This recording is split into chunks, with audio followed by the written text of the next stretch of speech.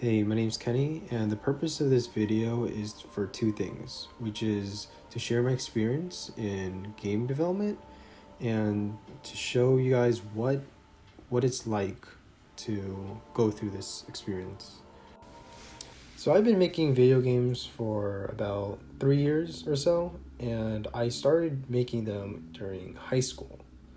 And it started when I joined this club. I think it was a computer science club, and they made us, write code. And there's like times where we made like these websites or like these just coding functions. But one time they made us make a game, and that was when I first made a game. Before this, I actually didn't think I would be getting to game development. Like 5 years prior, I always thought that I would be a computer engineer since that's what I wanted to be. But the club changed that. In one of the projects we had, we were tasked to make a game. And I did make one, and of course it was pretty bad. But I really liked it. It was a text venture, and it was very hard-coded. But it was something I really liked because when I shared it with my friends, it was very enjoyable. So for like another half month or so, I just kept coding on this website, and I made a lot of text ventures. one of my first memorable text ventures was one I called Service, and that was a game where you kind of just play like this rock paper scissors combat, and it's has like a mini storyline to it. But that was one of my first like somewhat completed game, I would say. The other one after that was called Corrupt Eyes, and that was the one that actually had a lot more story to it. That was one of the few games that I actually enjoyed making. Fast forward another year, and I joined this computer science class, and often our teacher would make us make games, and for me that was something I enjoyed already, so I made one, and I ended up making Seed Awakening, which was the sequel to Corrupt Eyes.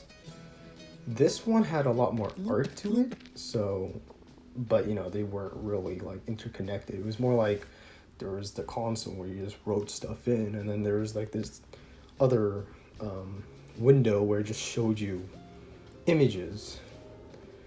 But it still worked, albeit not really great, I guess. But it was fully voice acted, and it was a lot of fun getting my friends to say some of the lines for the game. After that, I started really making games on my own. Like, I felt like it was a nice hobby to do and something to do in my spare time other than, just playing games. So that's when it really started to kick off for me. And that's when I started to use Eclipse, which is Java, since, I kind of only knew Java, so it was a good IDE to start with. In Eclipse, I made a whole bunch of different games. There was like this one,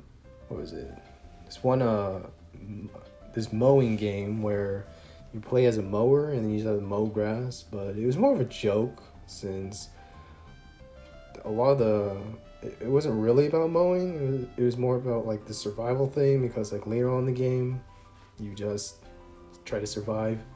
But I put a lot of jokes in there, so that was pretty fun.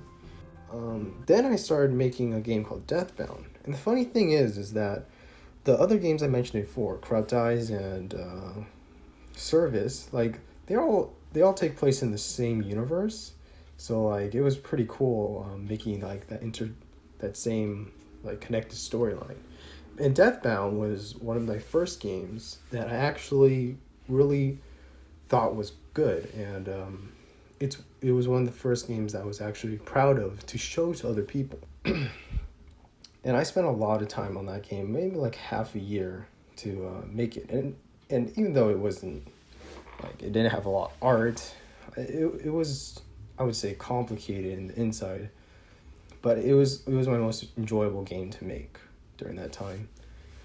Then I started realizing the importance of art in games, but I never really had experience with art, and I didn't know if I was good at it. But I tried, and I think it turned out okay. So that's when I started to use this drawing software named Sprite, and it was this pixel animation tool. I I practiced a lot on it, and I used it for my current games.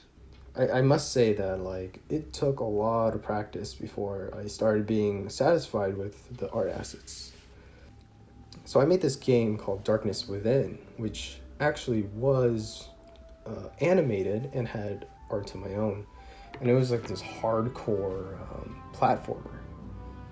And yeah, it was really hardcore, maybe too hard, and this was starting to get to the limit of like what I could do in Java alone, because this was more or less where the coding for the game was more like just making the engine for it and like making things work. It wasn't really about making the game anymore. It was about making the thing that makes the game possible. So then this is where I started to get into Unity. And Unity was a game engine that focused more on the development side of things instead of the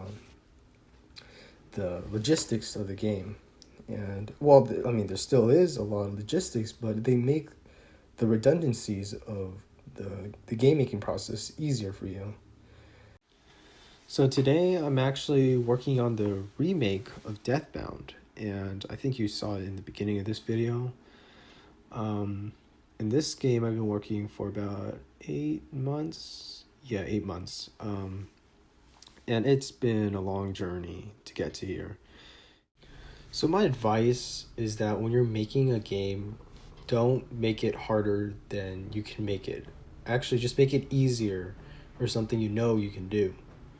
And I assure you that when you are doing it, you're gonna find problems, you're gonna find obstacles. Because when you're actually making games, you're never gonna expect what you're gonna expect. So that's probably what you should do if you decide to make video games. I also think that to get better at making games, it's best to make a game on your own. And when I say that you should make it on your own, it doesn't mean to completely do it on your own. Like for me, not all the games I've made were on my own. Like I worked with some partners, and for right now, in Deathbound, I'm actually working with my friend who makes the music for the game. So you can find ways if you really look for it. So before this video ends, I wanted to put in a few last notes, which is that I don't think game design is for everybody. It really depends, and you wouldn't know until you actually try making one.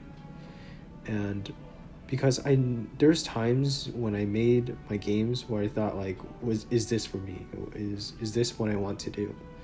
And over time, and probably since the last year, I've committed to doing this, and I think it's something I want to do and continue doing. So thank you for spending your time and listening to my story, and hopefully maybe you learned something from this. But anyways, thanks for watching.